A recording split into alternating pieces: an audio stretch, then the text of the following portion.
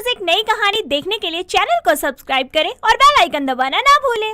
अखिल बड़ी बड़ी गलियों में जाकर कूड़ा बिन रहा होता है कि तभी उसको कूड़े में से एक बर्थडे कैप मिलती है, जिसको वो अपने सर पर लगाकर खुद से कहता है, आज घर जाकर ये कैप मैं अन्नू दीदी को दिखाऊंगा और पूछूंगा कि ये मुझ पर कैसी लग रही है। इतना बोलकर अखिल उस कैप को अपने सर पर ही लगाकर अपने कूड़े का थैला लेकर गाते हुए निकल जाता है और अपने घर पहुंचकर अपनी बड़ी बहन अनु से कहता है, ओहो दीदी, ये सब काम बंद करो आप और ये बताओ कि मेरे सर पे ये जो जन्मदिन वाली टोपी लगी है वो मुझ पर कैसी लग रही है। पर तुझे ये कहाँ से मिली? अरे दीदी, और कहाँ से मिलेगी, कूड़े में से मिली है। मुझ पर अच्छी लग रही है ना? हाँ, बहुत अच्छी लग रही है, पर अभी इसे साइड में रख दे और जल्दी से हाथ मुंह धोकर खाना खाने बैठ जा। अखिल जल्दी से हाथ मुंह धोकर खाना के लिए बैठ जाता है। खाने में नमक की रोटी को देखकर वो अनु से बोलता है, पता नहीं हमारी किस्मत में क्या लिखा है, हम कभी इस नमक वाली रोटी से आगे बढ़ भी पाएंगे या नहीं। काश कोई मेरा भी बड़ा बर्थडे मनाता जैसे औरों का बनता है। खैर, बर्थडे तो तब मनाया जाएगा ना जब पता होगा कि बर्थडे आता कब है।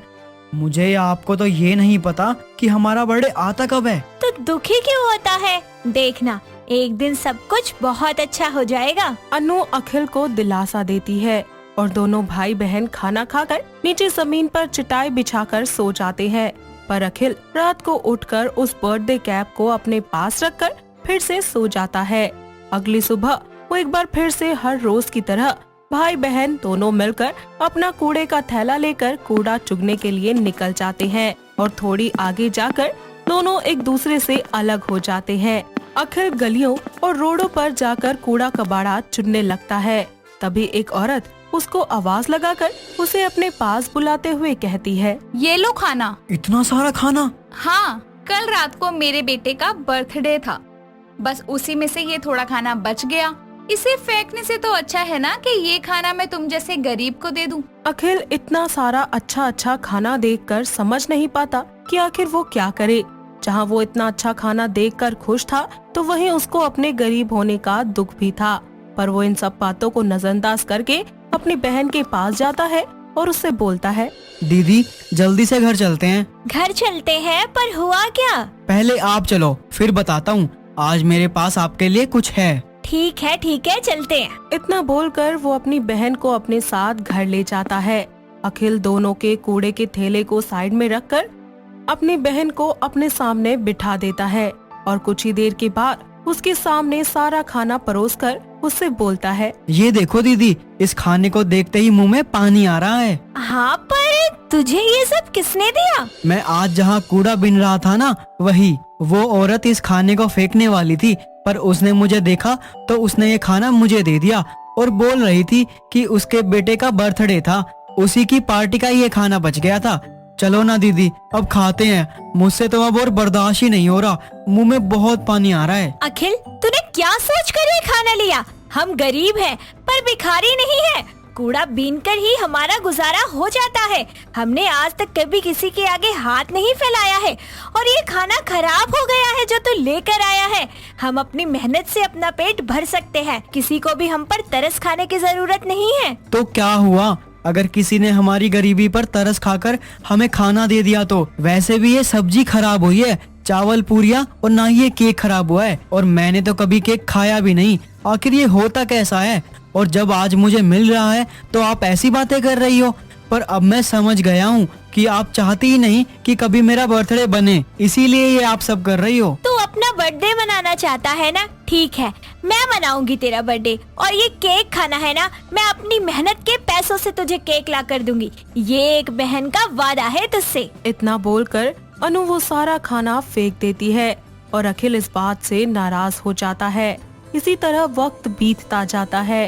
अनु अपने भाई की विश पूरी करने के लिए दिन रात एक कर देती है और कैसे न कैसे करके एक रुपए की बचत करना शुरू करती है। ऐसे ही कूड़े के साथ साथ थोड़ा थोड़ा कबाड़ भी इकट्ठा करना शुरू कर देती है। साथ ही उसे कबाड़ की दुकान पर बेचने भी लगती है, जिससे उसके पास धीरे धीरे कुछ पैसे जमा होने लगते हैं। ऐसे ही एक रोज अनु कुछ रद्दियाँ लेकर दुकान पर जाती है और दुकान के मालिक को रद्दी देती है, जिस पर राजेश उससे बोलता है, मैं देख रहा हूँ कि तुम कुछ दिनों से बहुत मेहनत कर रही हो। कोई बात है क्या? हाँ, ये सब मैं अपने भाई के सपने को पूरा करने के लिए कर रही हूँ, ताकि उसने जो गलती की है वो दोबारा ना करे। गलती? कौन सी गलती?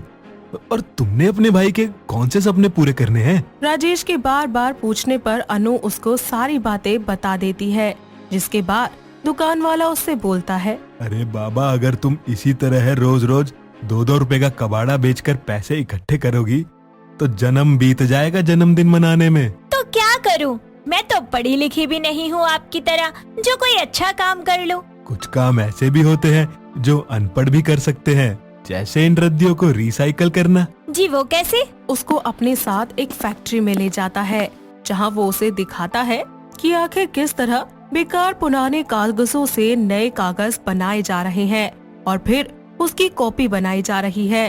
साथ ही वो ये काम कर भी सकती है।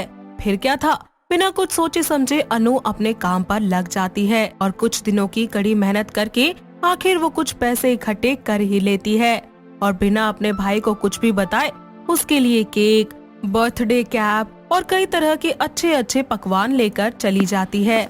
और जब अखिल सो जाता है तो अनु अपनी झुग्गी में कुछ मोमबत्तियां जलाकर अपने भाई को रात 12 बजे उठाकर उसे सरप्राइज देती है। ये सब देखकर अखिल को यकीन नहीं होता और वो सोचता है कि कहीं वो कोई सपना तो नहीं देख रहा है, जिस पर वो अपनी बहन से कहता है, दीदी मुझे लगता है मैं ये सब सपना देख रहा था, आप मुझे एक बार छुट्टी काटना। मेरे प्यारे भाई, ये सब सच है।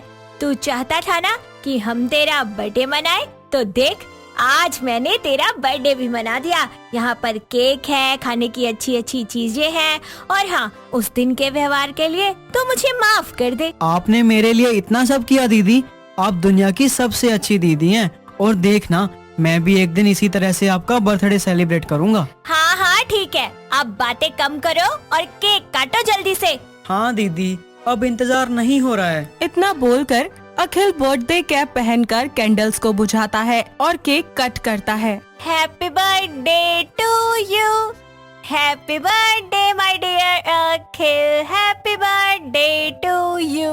लो दीदी, पहले आप। अब तो तू खुश है ना? अपनी बहन से कोई शिकायत तो नहीं है ना तुझे? हाँ दीदी, मैं बहुत खुश हूँ और ये केक भी बहुत टेस्टी है।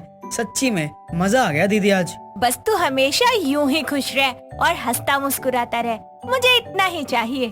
हाँ दीदी, जब तक आप मेरे साथ हो तब तक मुझे कुछ नहीं हो सकता। इसके बाद दोनों भाई बहन मिलकर पेट भरकर वो सारा खाना खाते हैं जो कि अनु बाहर से अपने भाई के लिए बड़ी ही मेहनत से पैसे कमाकर लेकर आई थी। और इस सब के बाद हमेशा अनु अब उसी फैक्ट्री में काम करने लगती है। साथ ही पैसे जमा करके वो अपने भाई को पढ़ाती है, उसे लिखाती है, उसे एक अच्छा और बढ़िया इंसान बनाती है, ताकि वो आगे जाकर अपने सारे सपने पूरे कर सके जो कि अनु पूरे नहीं कर पाई है। इस तरह दोनों भाई बहन मिलकर कड़ा संघर्ष करके अपनी जिंदगी में आगे बढ़ के अपनी जिंदगी में खुशी खुशी आगे बढ़ जाते हैं। दोस्तों, अगर आपको ये कहानी पसंद आई तो इसे लाइक करें, शेयर करें और कमेंट करके बताएं कि कहानी में आपको सबसे अच्छा क्या लगा।